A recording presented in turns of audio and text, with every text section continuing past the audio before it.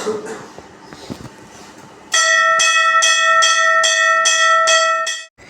जी, राधे राधे, जय Mata Di. Welcome back to my new vlog. मैं हूँ प्रियंका। कैसे हो आप सभी? आई रियली होप आप सभी अच्छे होंगे। सो ये नेक्स्ट व्लॉग है रुद्राभिषेक का। फर्स्ट पार्ट आपने देख ही लिया होगा, इसके पहले मैंने शेयर किया था, जहाँ पे मैंने शॉपिंग वगैरह की थी, इसके सामग्री वगैरह जो भी लगते हैं। और यहाँ पे पैसा मैंने रात पे ही रख लिया था क्योंकि भूले ना इसलिए। लेकिन फिर से मैं चेक कर लेती हूँ कि अगर मुझे कम लगेगा तो थोड़ा बहुत और रख लूँगी, क्योंकि पूजा वगैरह का एग्जैक्टली आइडिया नहीं है मुझे कि कितना लगेगा, क्योंकि मैंने अभी रुद्राभिषेक कराया नहीं है। कभी कथा वगैरह कराया है लेकिन उसमें भी काफ़ी टाइम हो गया है कराए हुए। सो मैं वही देख रही थी, और मैं, मेरे हस्बैंड एंड मेरा बेटा, हम तीन ही हैं, तो मुझे जो भी जिम्मेदारी है इस सब की वो मेरे ही ऊपर थी। तो यहाँ पे मैंने अपने हिसाब से रख लिया है कौन सा कहाँ पे खर्च करना है डिवाइड करके। और मैं कहीं पे भी जाती हूँ ना, मैं ऐसे ही पैसा रखती हूँ। इससे मुझे इजी होता है समझने में कि हाँ, कौन सा पैसा कहाँ खर्च करना है, कैसे करना है, ये सब। और यहाँ पे दूध आ गया है, क्योंकि दूध तो सुबह ही आना था ना। दूध 5 लीटर लिखा था पंडित जी ने, और आधा लीटर लिखा था दही। तो दूध दही दोनों ही आ गया है। कार्तिक लेके आए थे और मैंने नहा लिया है। मेरे हस्बैंड जी अभी फूल लेने गए हैं, तो वो फूल लेके आएंगे तब वो नहाएंगे। और गाइस, यहाँ पे फूल आ गया, और आज बहुत ज़ोरों की बारिश हो रही थी। मुझे तो लग ही नहीं रहा था कैसे होगा, क्योंकि इतनी ज़ोर की बारिश थी ना, क्या बताऊँ। और इस समय तो बारिश कितना त्रासदी मचा रही है, आप लोगों को पता ही है। उत्तरकाशी में बादल फट जाने की वजह से कितने लोग जो है घायल हुए, कितने घर तबाह हो गए, मलबे के नीचे दब गए। बहुत ही दुख की बात है। बस मेरी ईश्वर से यही प्रार्थना है कि अब रोक दें, क्योंकि ऐसे तबाही मतलब मच जाएगी, कोई फ़ायदा नहीं है। तो अब देखिए प्रभु की इच्छा, प्रभु क्या करते हैं। हमारे और आपके चाहने से तो कुछ नहीं होगा, हम सिर्फ प्रार्थना ही कर सकते हैं। सो यहाँ पे पंडित जी ने जो भी फूल बोला था ना, गुलाब, गेंदा, जो भी बोला था, बेलपत्र वगैरह, जो भी मदार, सब कुछ है यहाँ पे। तो गाइज़, अब यहाँ पे मैं रेडी हो गई हूँ, और ये साड़ी ना मुझे मेरे मायके से मिली थी। मेरी बहन की शादी में मेरे पापा ने मुझे गिफ्ट की थी, तो मैंने सोचा कि चलो ये पहन लेती हूँ, क्योंकि मैं दूसरी साड़ी पहनने वाली थी। आपको फर्स्ट ब्लॉग में बताया भी था, वो मैं आपको शेयर कर दूँगी, या फिर मैं तीज पे पहनूँगी तो आप देख लेना। बहुत ही लाइट वेट है।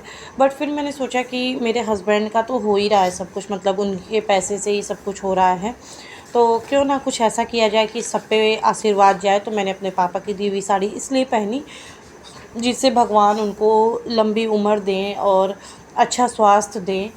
मेरे पापा के बीच काफ़ी मिसअंडरस्टैंडिंग है। बहुत सारी चीज़ें हैं, वैसा रिलेशन हमारा नहीं है जैसा आमतौर पे होना चाहिए। और लेकिन फिर भी एक बॉन्ड है बाप बेटी के बीच, जो होना चाहिए वो है। बिना कहे भी हम एक दूसरे की परवाह कर लेते हैं, क्योंकि हम, है ना, एक रिश्ता है हमारा। बट हाँ, सामाजिक तौर पे दिखने में जैसा होना चाहिए वैसा नहीं है। और यहाँ पे मैंने फेस अपना क्लीन कर लिया, क्योंकि मैंने कुछ भी नहीं किया, मैंने थ्रेडिंग तक नहीं कराई, क्योंकि ना एक तो इतनी बारिश थी, एंड उस पर पूरी तैयारी 2 दिन से सामान लाना और करना कि कुछ भूले ना करके मेरे दिमाग से ही निकल गया कि मुझे ना थ्रेडिंग वगैरह भी करानी है, या क्लीनअप वगैरह ले लूँ मैं फेस पे।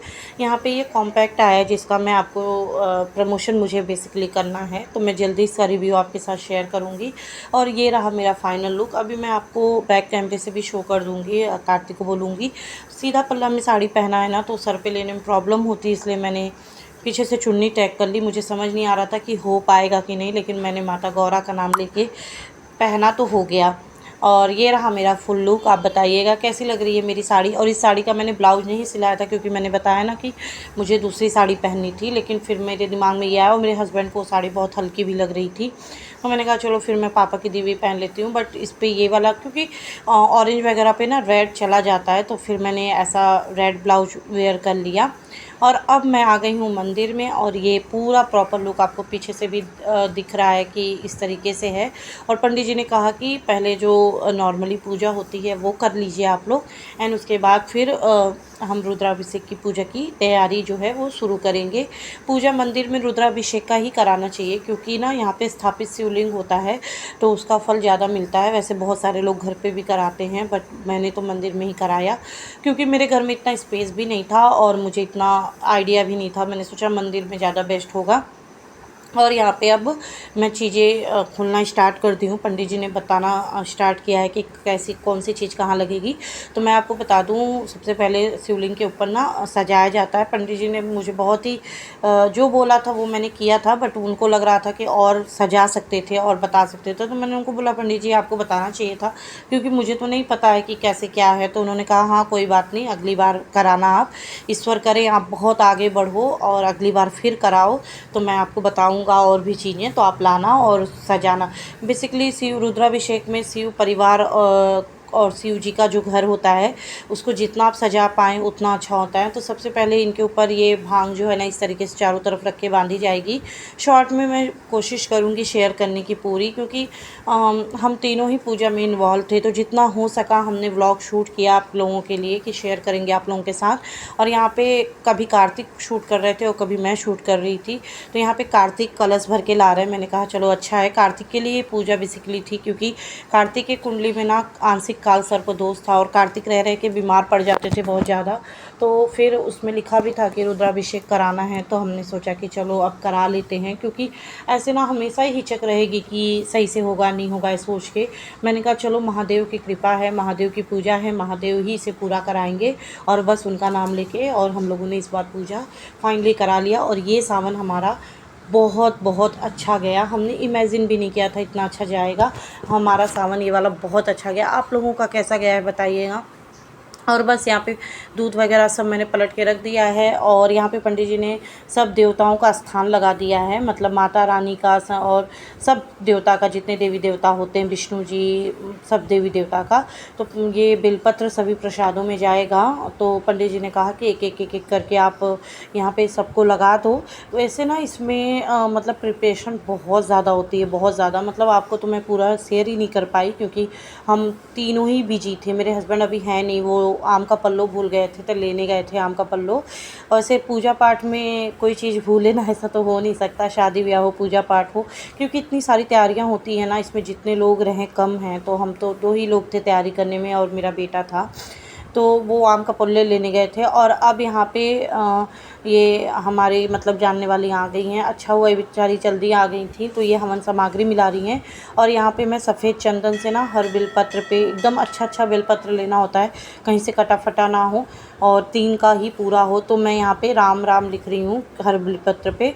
और यहाँ पे हस्बैंड जी भी लेके आ गए थे आम का पल्लो, और मिठाई भूल गई थी फ्रिज में, तो वो भी एंड यही लिख रहे हैं। और पंडित जी बोले कि आप लोग थोड़ा सा लिख लीजिए, उसके बाद पूजा स्टार्ट करते हैं, बचा जो रहेगा वो जो और लोग आएंगे वो लिख लेंगे। 108 से ज़्यादा ही बेलपत्र चाहता है।